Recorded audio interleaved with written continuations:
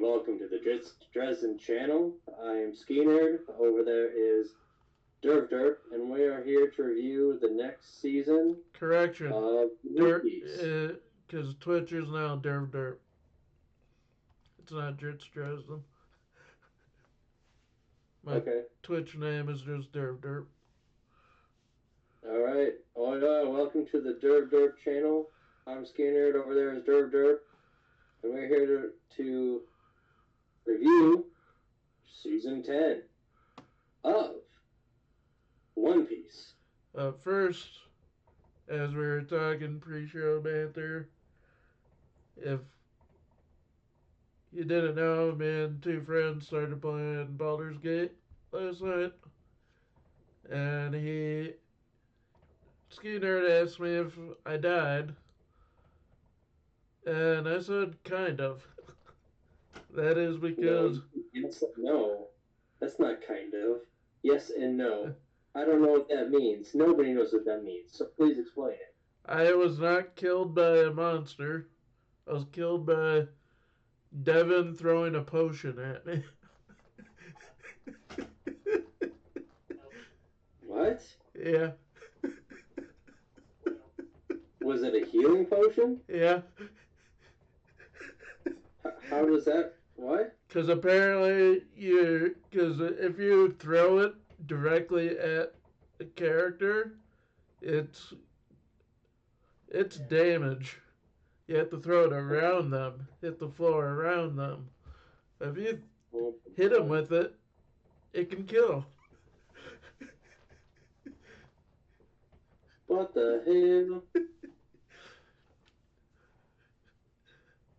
Well, that makes sense to me.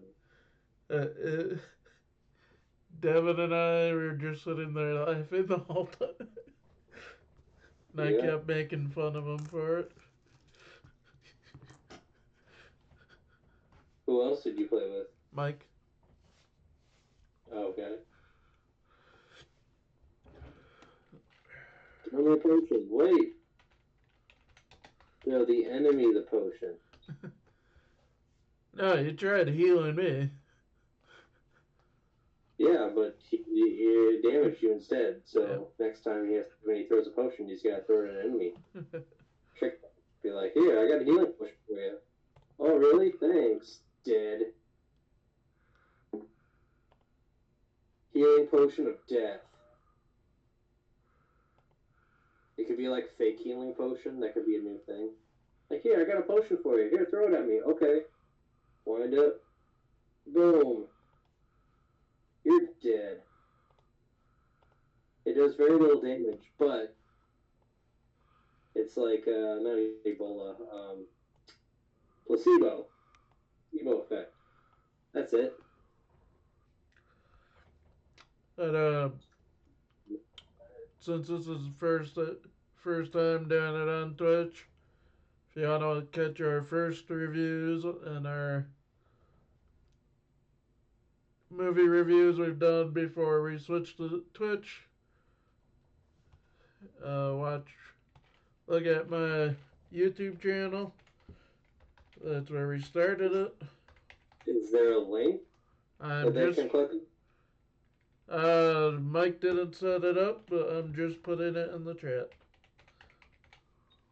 Okay.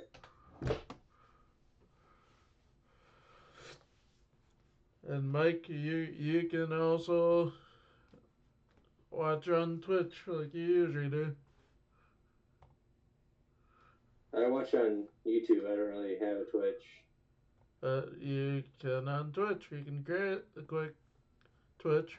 It doesn't cost any money. Yeah. I'll do it later.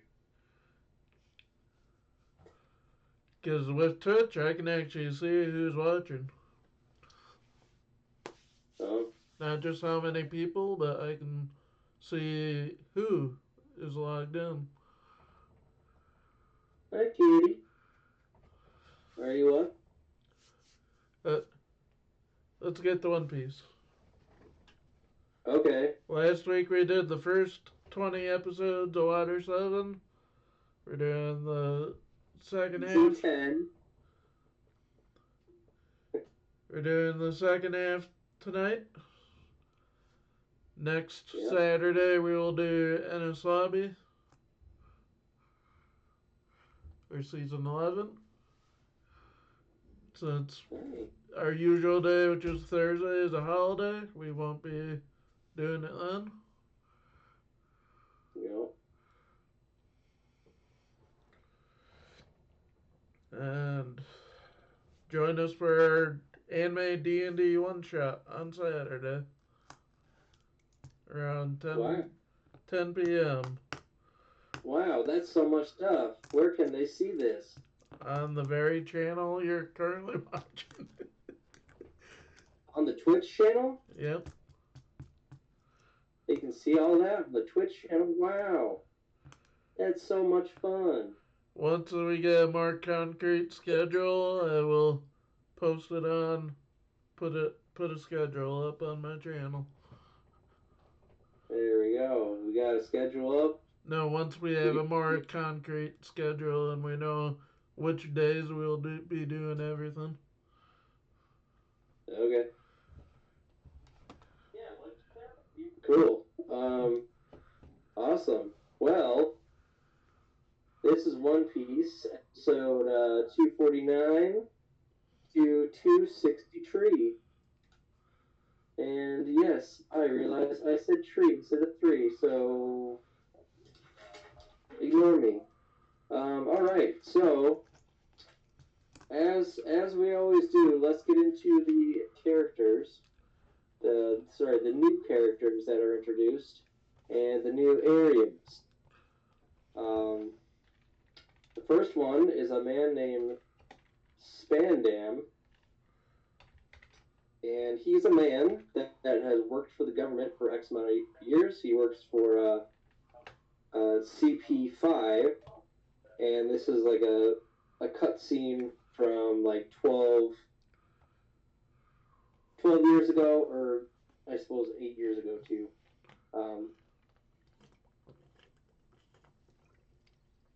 And he's a man who wants to get the blueprints from Tom. However, he fails. So, it goes into that. Anyways, we have a new place called Enies Lobby, ENIES, and this is a giant. There's a military HQ there, and there's also a prison for criminals. And rumors say that once you go there, you'll never see the sun again, because the prison is in the water. So, not a fun place to be, pretty much. And I don't have a WordPad document up, but I'm just Googling everything you're mentioning and putting it on screen. Cool. That works. Alright, so there was someone, I think this was Nami, at one point she realized what Enies Lobby was. She had a recall knowledge check and she passed it. And she mentioned the Gates of Justice, which are the last gates you ever see. The government HQ that's inside, and the Imp Down, which is the name of the prison. And this area is called Enies Lobby. We are introduced to a new type of sea train called Rocket Man. It was a prototype, and it has no brakes. All gas, no brakes, baby. We are also introduced to, I think this is one of my favorite characters so far, even though we don't know much about him, Captain Tebow. He's a man who fights for justice, and if you get an insect bite on your arm, he treats that very seriously. He rips his own clothing to be like, oh my god, we need to mend you. Oh, geez. We are also introduced to the greatest warrior ever. I think you know what I'm talking about, Sogeking, the sniper warrior, with his own theme song, and backstory, and mask. which we will get to that in due time, I promise. And then a couple more. We got Wanze, which is a chef on the train, on the sea train, which we'll get to that later.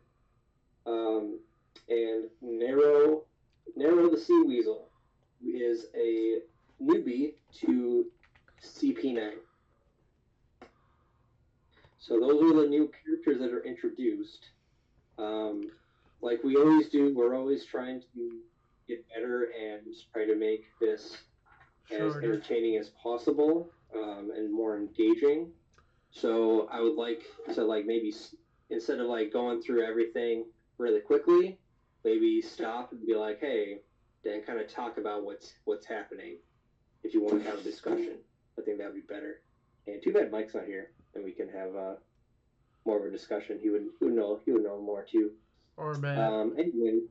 Or Malcat. Yeah, or Malcat. Yep. So in 249, Frankie had just been captured by CP9, and he's having a flashback to 8 years ago, and even further than that, 12 years ago. It kind of goes back and forth. But we learned that the government fears that pirates will get their hands on the Pluton blueprint. And so this man named Spandam, or Spanda as Frankie likes to call him, he convinces the Marine HQ or whatever, the higher ups, that hey, this great age of pirates is happening, and there's these ancient weapons, and what if one of the pirates gets their hands on it? We're screwed. So if we get our hands on it, then we can actually we're justified to have these because we're for justice. And even though having a hands on one of these weapons would be absolutely terrifying for everyone who's not you. So that has to do with the blueprints and what he wants it for Tom. He gets some there's rumors that he has it. So he devises a plan that when Tom gets judged, basically, he makes it look like Frankie, who has been building after ship with a bunch of weapons on him. He frames Frankie for attacking this judicial ship, and the judge is like, hey, yeah, please take over. I want you to take over. You saved our lives. I don't know why they attacked us. He was about to be set free, which is very suspicious in the first place, if you ask me.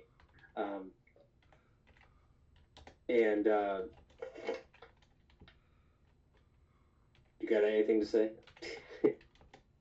No. Hello? Are you there? Yeah, I'm here. No. He's down. We lost him. Okay, he's back. I never left, as far as I know. Oh, okay. So Tom had passed down blueprints to Frankie or what was his other name? I always call him Frankie, but Clammy Tom or something? No. Clammy Flam? Flammy? Crap, I can't remember his other name. Doesn't matter, Frankie. We know him by Frankie.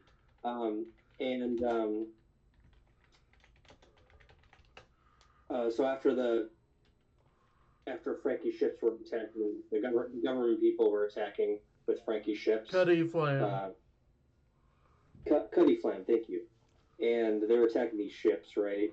And Frankie is devastated. He's like, "Those are my ships, so we're not piloting them. This doesn't make any sense. Why are you attacking the judicial ship? As they're about to set Tom free." And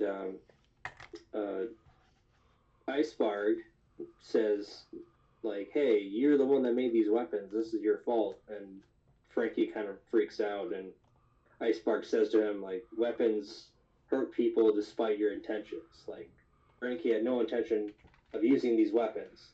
And so that leads into the blueprints of Pluton, which, you know, the person who made it probably had good intentions to protect something, but if the wrong people get their hands on it, well, they're the one using the weapons and stuff like that. Then then after this false flag attack, basically, Tom goes on trial, and actually, there's a first trial. My apologies. There is a first trial. Reminding that he goes back and forth.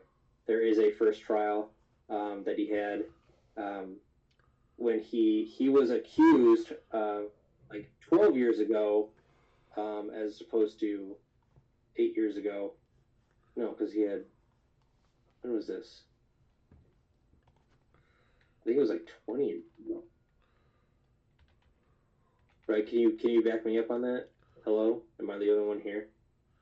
I'm here. Okay. Do you remember how long ago, like the first one? Because they were like kids, like the first time he got accused. Tom got accused of his crime was building Gold Roger's ship, and they had just killed Gold Roger. So I suppose that was 22 years ago. Yeah.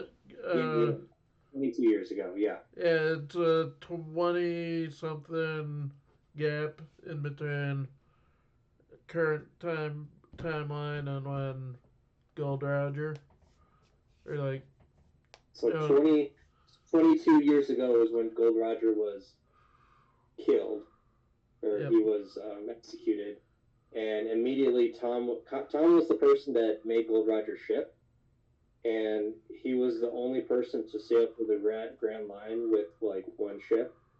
And so immediately the government was like, "Hey, there's a new age of pirates.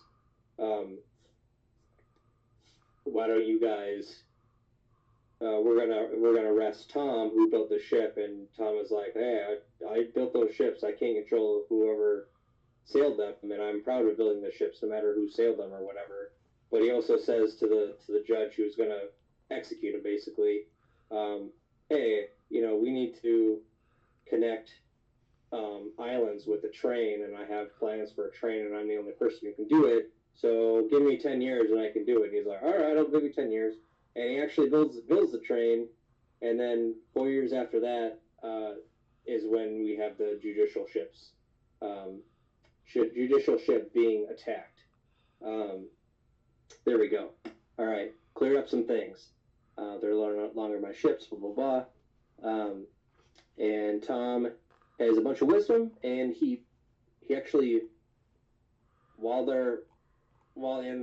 8 years ago, when they're all being accused of attacking the judicial ship, Tom punches Spandam in the face, and he confesses to everything. Therefore, protects Icebarg and Clammy Flam. Right? Did I say that right? Cuddy Flam. Cuddy Flam. So that's fun. And so he gets punished. He gets sent to Enies Lobby, being executed there. And Frankie gets, he basically faces off with the train head first, which is why he's part cyborg. He rebuilds himself.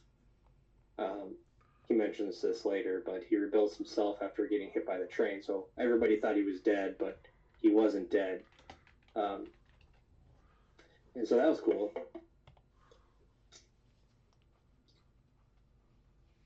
Let's see. Oh, and then it's no, you don't need to say that. Let's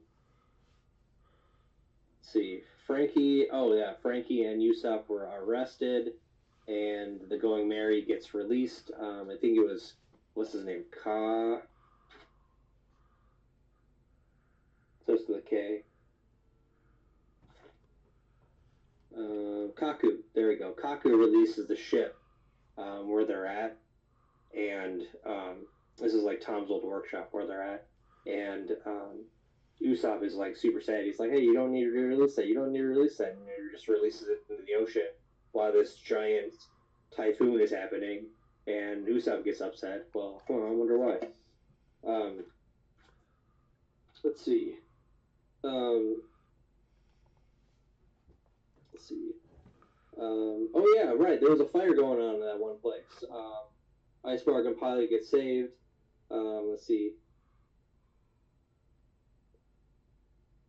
And then there's a Robin conversation between Nami and Icebarg. Icebarg basically explaining to Nami, "Hey, this is what Robin told me, and she is sacrificing herself to save you." Yes.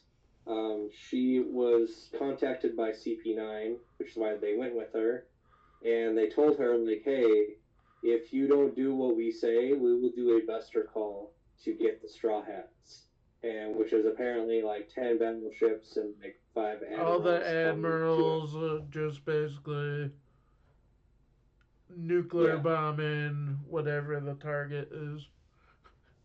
Well, no, it's not nuclear bombing because they don't have nuclear bombs. But with the admirals, it can be. What all 5 admirals can do all together could easily be like a nuclear bomb. That's what I meant. Oh, it's like a nuke. Okay, got it. Because they're, oh yeah, they got nukes. I'm like, what? No. I wasn't trying to spoil anything. It wasn't intentional. No, I understand what you're saying though. So there were 2 conditions. One of them is that she had to frame Straw Hats for their crime that they're about to commit, and she has to go with the CP9 people to Enies lobby and be locked up. And she does that, and the Straw Hats will go free, and there won't be a buster call on them. So that's why she goes with them. We learn about and that's her wish. Is Robin has never had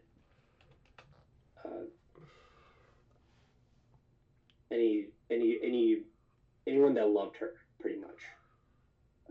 She's finally have something that she wants to protect, and that's how she was able to survive all these years. That she wasn't attached to anyone, so she could backstab people left and right and not give 2 craps about them. And trying to find the poneglyphs and stuff like that. And let's see. Oh, and then Nami's speaking to Icebarg, and he's just like, "There's no way you can beat them." And Nami's like, "There's no limit to their strength," meaning the Straw Hats. When they know it's okay to save her. So like when it's there to save a friend, like they will not be deterred. That's pretty great. Let's see. And then Polly says to his men that the Straw Hats are innocent because he was fighting with Luffy. And hi, Kitty. Hey. And so that was good. Everybody races the train. Sanji gets aboard this train. So there is one last train heading out of Water 9 or Water 7, and it's CP9 people trying to get aboard this train, and it's all like a marine people on this train, right? Yep. And they have like 7 cars, and this will be like explained later when they start chase when Sanji infiltrates the train, because he's already infiltrated, but now he just has to go through everything.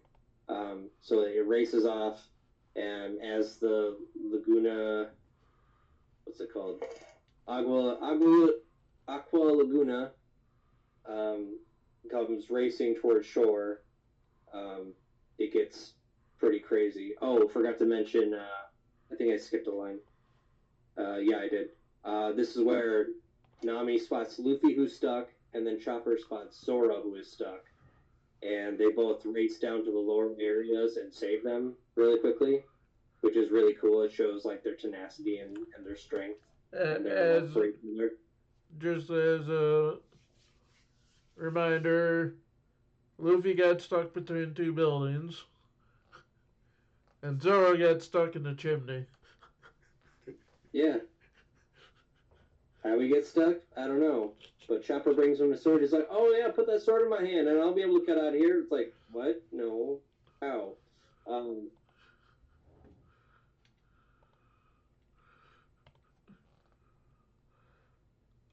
Sorry, I'm looking at my cat. Kitty. All right, cool. So, let's see. Polly, at the very end, they're struggling to get back up. Polly saves them, and then this is when Nami remembers the gates of justice and the government HQ and Impel Downs, basically explain what she knows about Enies Lobby. And then they are introduced to the Sea Train Rocket Man, and we also get to see Grandma Kokoro, Chimney, and Ganbei. Like it's like Kokoro's granddaughter and their cat, pretty much. And they want to be on this train, and they realize like Luffy says we need a ship, we need to chase after them. Polly denies them a ship. He's like, no, you can't do that. And they're about to fight, and then I think it's who was it that said something? Was it Kokoro? I think it was Kokoro herself. I think so. She comes along. She's like, "Hey, I got a secret for you guys. It's another train." They're like, "What? Another train?" Yeah. And so this whole time, Iceberg has been repairing the train, and it's like, "Oh, he's getting it ready. That's cool." We learn that the Frankie family wants to join in, and who's the other people that join in? Frankie family. Oh, and the shipwrights join. So we get this huge bonanza of people coming onto this train, and there are two seahorses, Sodom and Gomorrah. Sodom and Gomorrah, that's right. The Frankie family and their seahorses, and they want to save Frankie, and the shipwrights want revenge for the CP9 trying to kill Icebark. And so they all get on the ship, and they're like, "Hey, let's go, let's do it." So they get on Rocket Man, they head on off, and the train goes really fast. And Kukuro's like, "Yeah, once I get this started, there's no stopping it."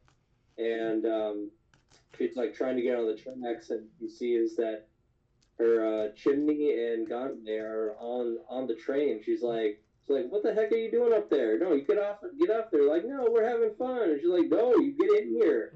Once it goes on the tracks, it's gonna go super fast." And of course, they almost fall off because they're stupid. But Luffy's up there too. I think he saves them. So actually, they fall into the Frankie family behind. And so that's fun. So from this point forward, we're on the sea. We were introduced to a lot more people. We got Captain T-Bone coming up, and there was a lot of back and forth. So my notes are going to be a little weird on that. It goes back and forth. Oh yeah, I forgot to mention there is a bunch of attacks because now there's a bunch of fighting, which is really awesome. So once they're on the train tracks, this train is going so fast, and there's these huge waves from the not the monsoon but the tsunami going back and forth, and they start firing their cannons at the waves, trying to defeat it, I guess. But it's not really working because they're cannonballs. But luckily we have Zoro and Luffy to do their own attack, and they do their own 300-pound cannon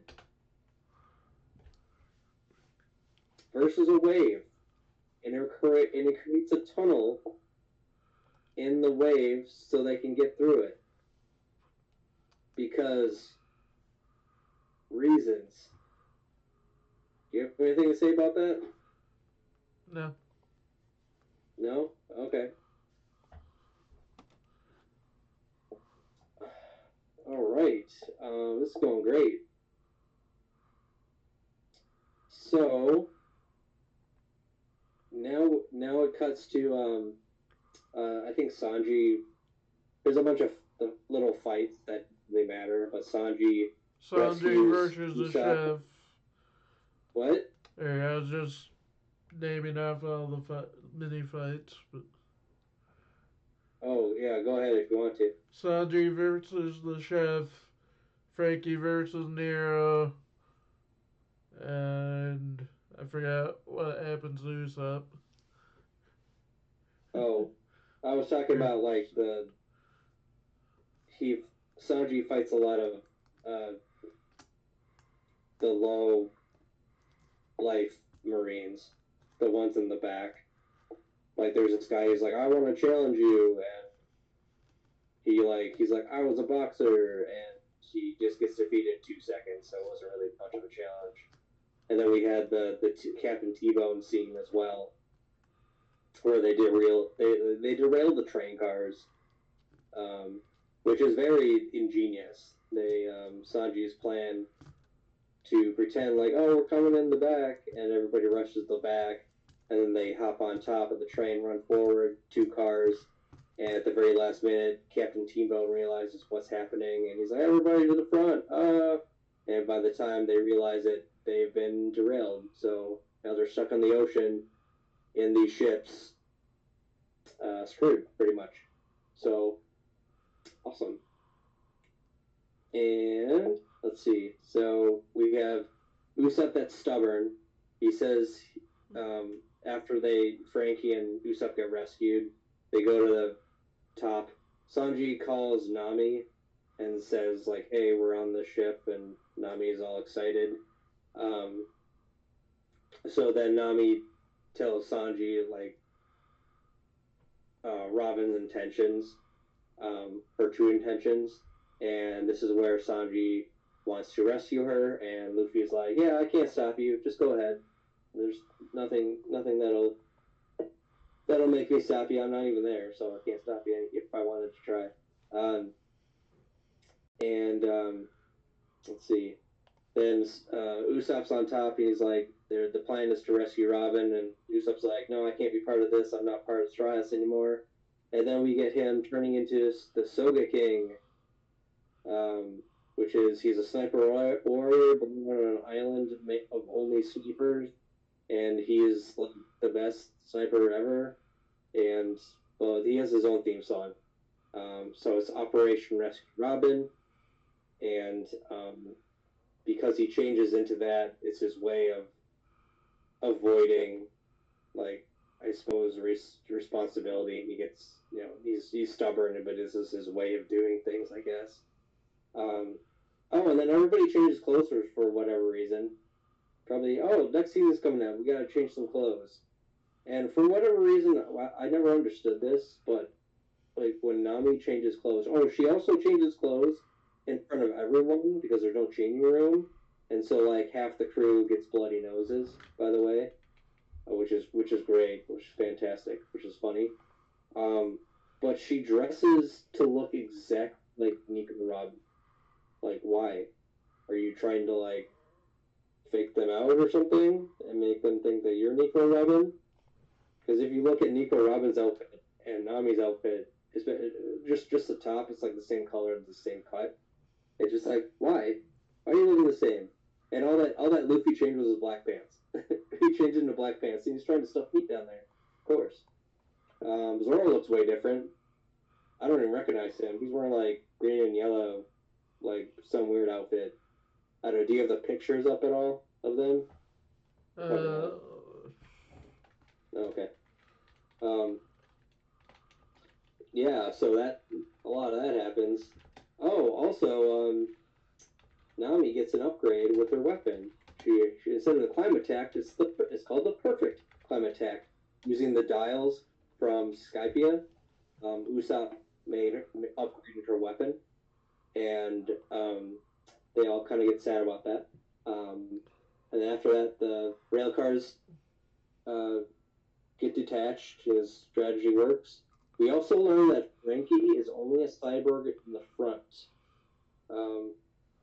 During one of the battles, the Frankie gets shot, and he's like, "Yeah, I can kind of feel it." And he's talking to Usopp, "Yeah, I can kind of feel it, but it's all good. I don't know. There's no real damage there." And then Usopp takes a pin needle and pokes him in the back. He's like, that hurts." He's like, "Yeah." He's like, "Yeah, I'm just a cyborg in the front. I built myself after my accident, and I couldn't reach the back, so that's where we're at right now." And then we are introduced to Wanze, the guy with ramen nose bullets. He eats flour and spits out noodles, and that's his attacking power. This fight is just really stupid. I didn't like this fight at all. I hated it, actually. I thought it was a good concept that, he makes noodles with his nose, but it's really gross, too, and just doesn't make any sense. And that's what he's wearing most of the fight. A ramen suit. Yeah. I just put it up. Sanji takes Sanji a little too long to defeat him, but he doesn't defeat him until he uses kitchen knives because he's a chef, so he knows. During a battle, I would never use my hands, but because you're food, I'll make an exception. So, yeah. And then we have Nero, and he is the new CP9 guy. He only knows 4 of the techniques instead of 6, because he's still new, he's still learning them. But Frankie is able to defeat him easily too. It's not a very tense fight. After turning into Centaur mode. Oh yeah, I forgot about Centaur mode. Centaur mode. Also Frankie's invincible strategy. He just falls on the floor. He's like, "Haha, you can't hit my back now. Try hitting me. You can't do it." Which is really dumb.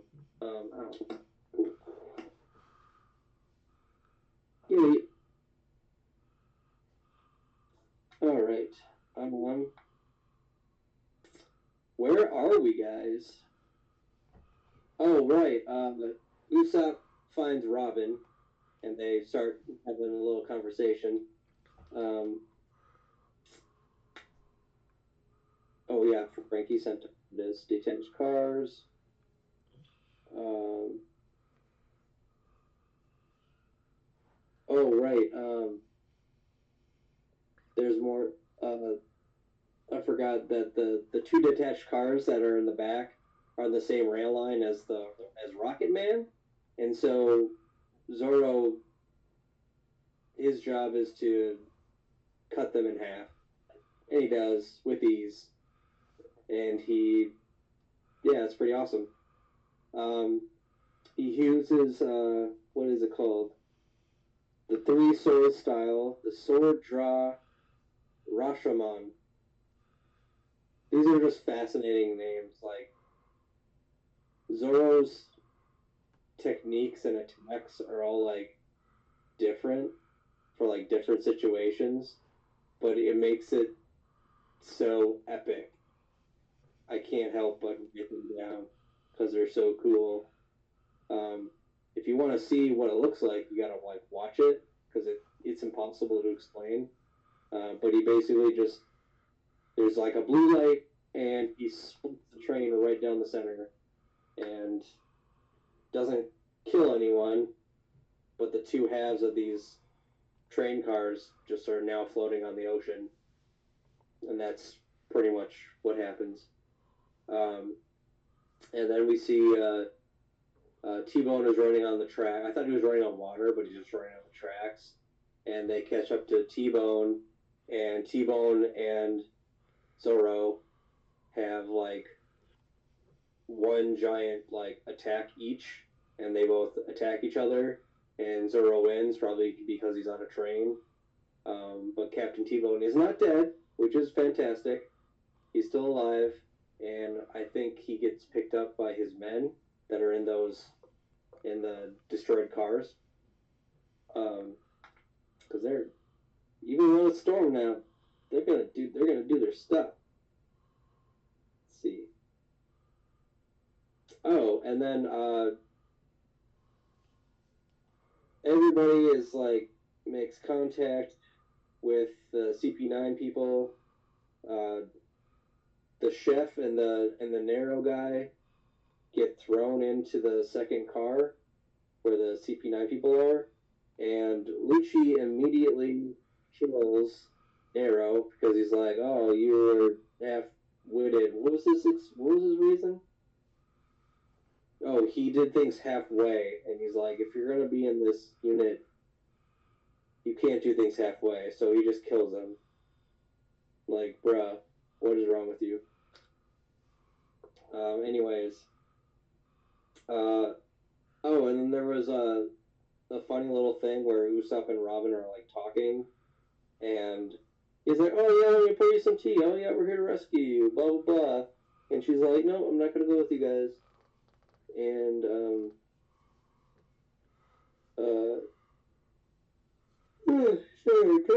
they almost get caught by some random Marine guy, and there's a lot of stealth checks, or like in D&D it would be stealth checks, or not stealth checks, but like they're like wearing disguise basically, and he finally finds them out, and they're like, "Oh yeah, we're gonna rescue Robin," and we get a very interesting conversation. We learn that the government plans to torture the info out of Robin about all that she knows and then kill her, and they plan to do the same thing with Frankie, so they can get their hands on this weapon, which is very fascistic, by the way. And even after all this rescue effort, like there's like a smoke bomb that happens or whatever, and they're actually able to. I think Usopp Frankie detaches the train between the third and second car, and so this looks like they're about to escape. But then the lady uses her whip. What was her name again? Do you remember? Khalifa. Khalifa. Khalifa uses her whip, and Bueno uses his door fruit powers to make a door and go into the other side or whatever. Excuse me, or the other car where everybody is, where the Straw Hats are, and he's like, "Hey, Robin, you need to come with me," and Robin's like, "Yeah, I'm gonna go with these guys." And like multiple times they were trying to rescue her, and it looked like they were gonna get away. And I think if she attempted to like actually help them, I think they would have gotten away. But something is scaring her, and we'll learn in like 2 seconds what that is. But something is scaring her. It's just like, why is she refusing help? This doesn't make any sense. But Sanji is trying to convince Robin, like, hey, we rescued you. Why don't you want to come with us? And he says, like, oh, the Buster Call is the problem. Oh, no, sorry. Bueno says that. Bueno, like, opens a random door, and he's like, yeah, the Buster Call is the problem. And we learned that he has a door fruit power called Air Door, which means that you can make a door literally anywhere. It goes into another dimension, I believe. That's what it looked like. It was like a rain in the background. I'm sure they'll explain it later. But Usopp says to Nami, as like like Bellamy was like beating on Usopp. Basically, he kept hitting him, and but Usopp kept getting up, and he said, "Believe in Luffy, believe in your captain. Like, come on, what are you doing?" And we learned that the reason why they want to go after Robin and why she's a quote unquote threat is because there was a buster call on this island. And by the way, it destroyed the island, which is what you were talking about before. It was like a nuclear bomb where it destroyed an entire island. But they were just using, their 10 battleships and the 5 admirals or whatever, putting all this power to destroy whatever they needed to destroy. But Nico Robin was literally the only person to escape this island.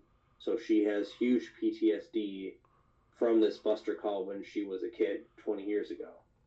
That's also why when she's Aokiji, she started freaking out. Just the memory. Oh, was he part of the? No, because he was too young. Just knowing that he is an admiral. Oh, right, he's an admiral. Okay, makes sense. And just knowing he was an admiral, and she already has witnessed the full strength of the admirals. Yeah, and she was very terrified of that. So that makes sense. So, oh yeah, Yoko, and then like little parts of Yokozuna challenges Rocket Man and is trying to derail it, and he succeeds. And Luffy and Yokozuna get into a fight, and however, when Yokozuna sees Kokoro,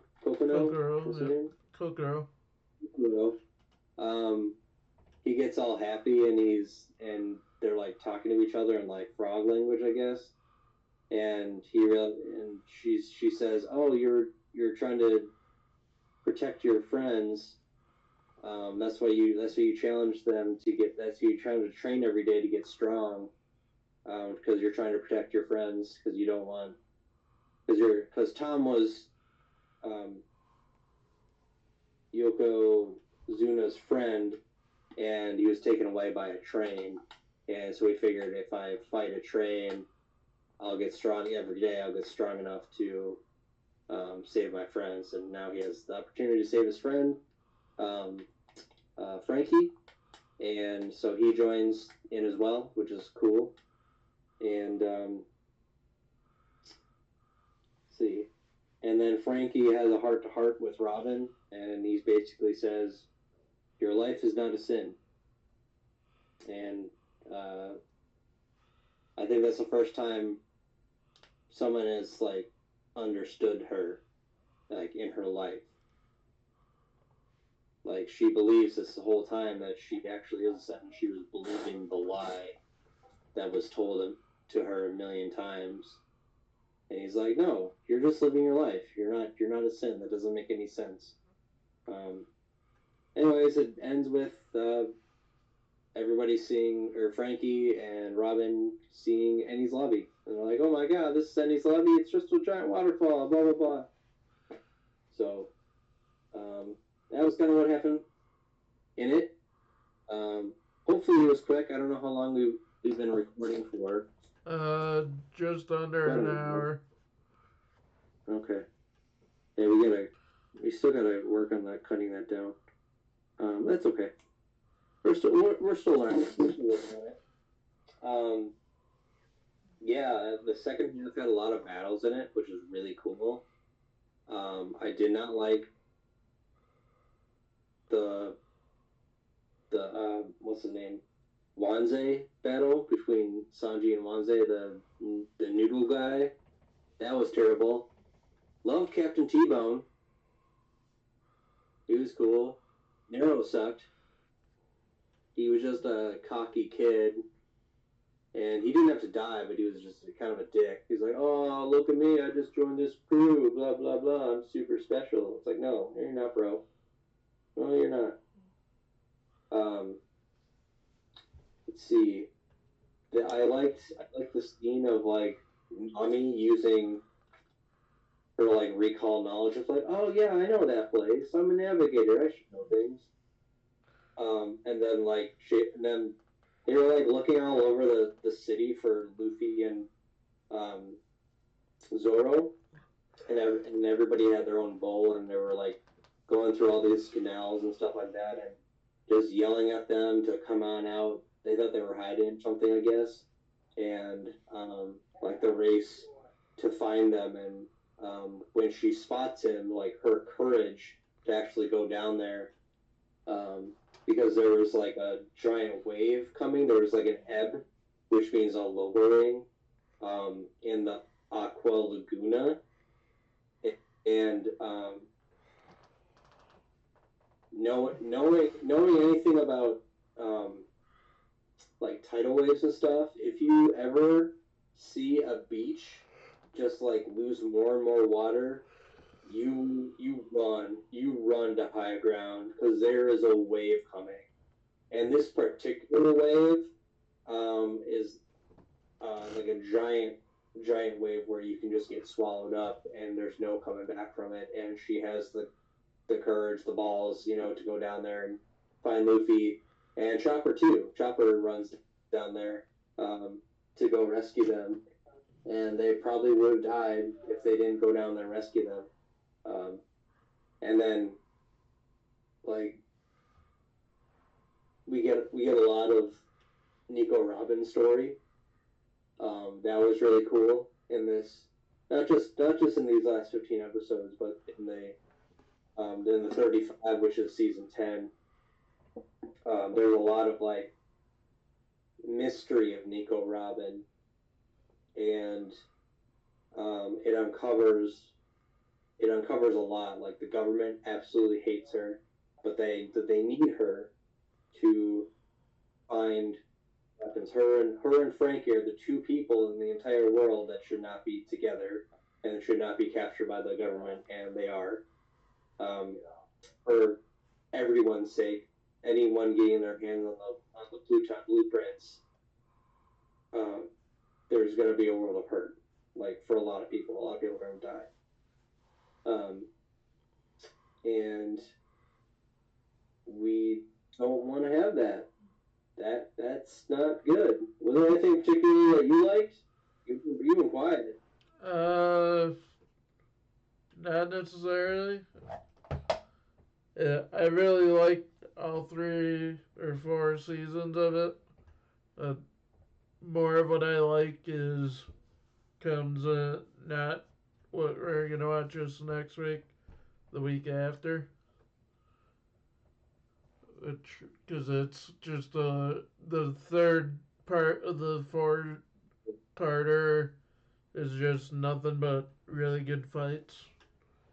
Um, I wasn't talking about what's going to happen. I was talking about I know. the 15 episodes. I was just like in these 15 episodes.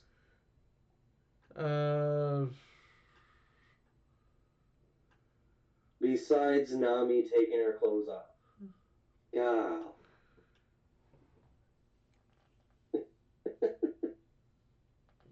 Or sorry, her changing in front of everyone. I guess Frankie's whole fighting style. Yeah, there's a lot of mysteries with Frankie too. Like, what kind of weapons did he put on? He has like the finger gun. He has the breathe in and shoot something that he used on Luffy. The coup de vent. The chain arm. Coup de vent. I think that's what it's called. Oh, that thing. Oh yeah, it is coup de vent. Yeah, I actually wrote that down. I'm only for the weapons and attacks or whatever. I'm only writing down the ones that are cool, or I think that are cool. Like the Wanbei one. Like I'm not writing any of his stupid attacks down. They're stupid.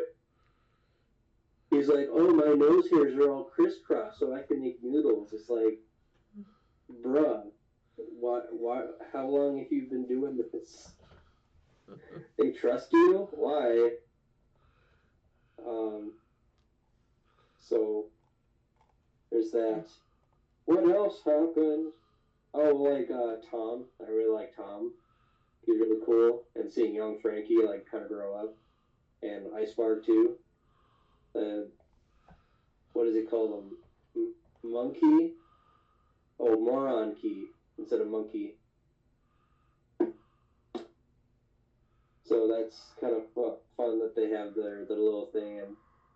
And we forgot to mention Spandam. He is the chief of the CP9. And in episode 249, or maybe it was 250, I can't remember, but he calls and he's like, hello, do you remember this voice? Frankie's like, no, should I? He's like, yeah, I'm the one who captured you, blah, blah, blah. He's like, oh, wait, Spandam, you're that guy. But he calls him Spanda because he doesn't remember his name completely. Hey, kitty. Yeah. Come on.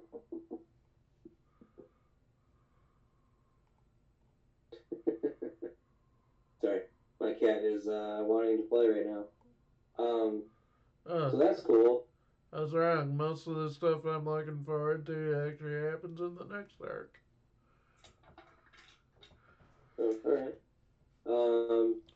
Yeah, so next time we're gonna see a lot of Andy's Lobby.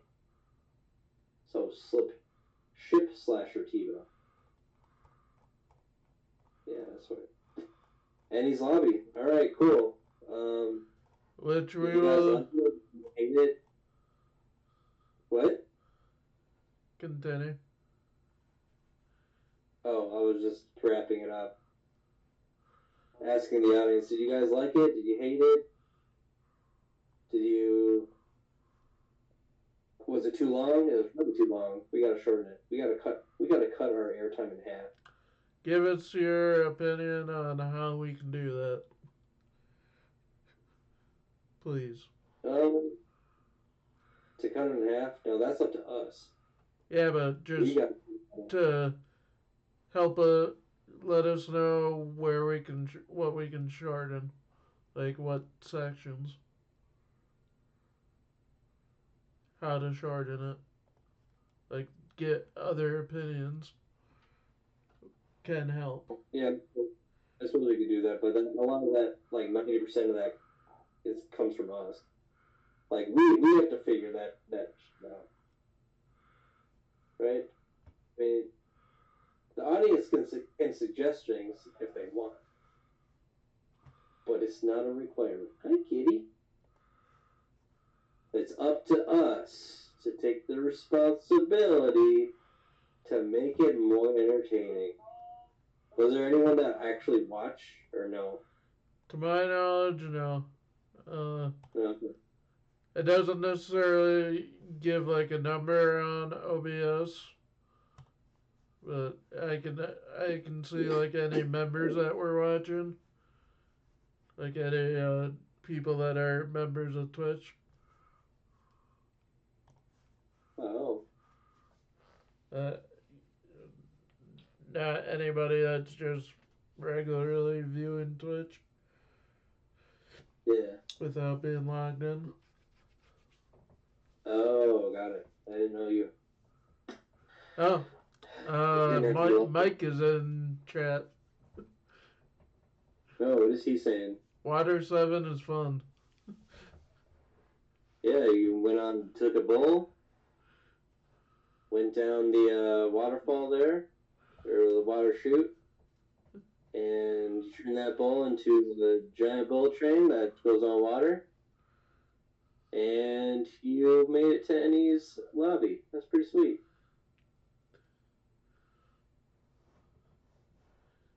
I think next time I have these like pink ones, which are the bigger story pieces, I think I'm just gonna go and talk about those and skip like the blue ones, which is the weapons, and the yellow. We didn't have many yellow.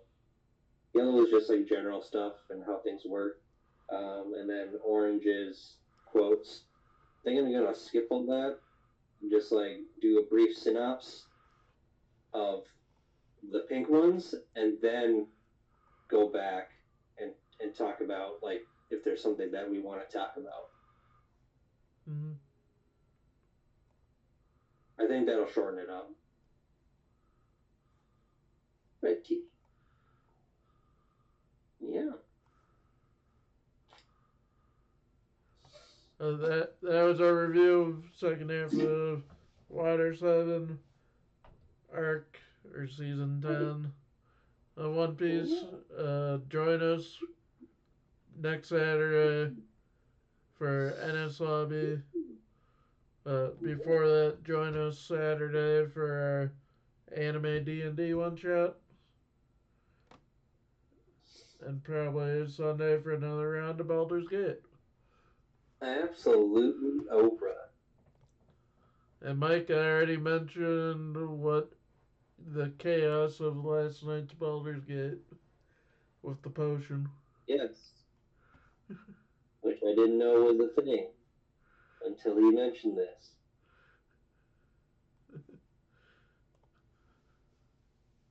Whoa, kitty. Don't fall off there. So we should be going live with the anime D&D one shot about between 10 and 10:30 on Saturday. Give people a little leeway time to get on.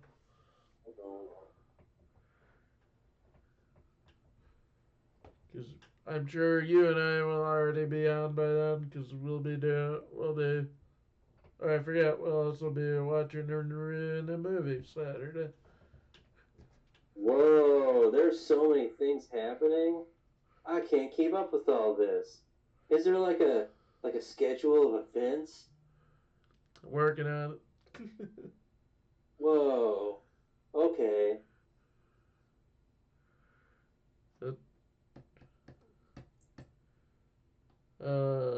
What movie are we watching Saturday? Was it your pick or my pick? Yours. We'll be watching God Bless America, which is a movie about a terminally ill man and a 16-year-old going around killing people because they're sick of society. And he gets into like philosophy, and you're like, oh, what are they gonna do next? They just go on a rampage. Yeah.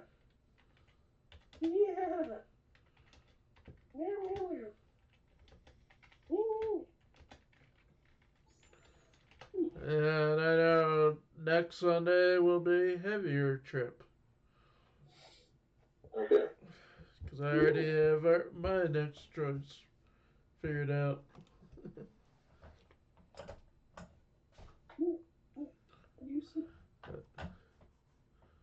Have a good night, everyone. Yeah, everyone, have a great night. And if you're watching this, I have some advice for you. If you have a cat, make sure to pet it. As you can hear him in the background, because I just heard him. Yeah. He found a very comfy spot and he wants to be petted right now.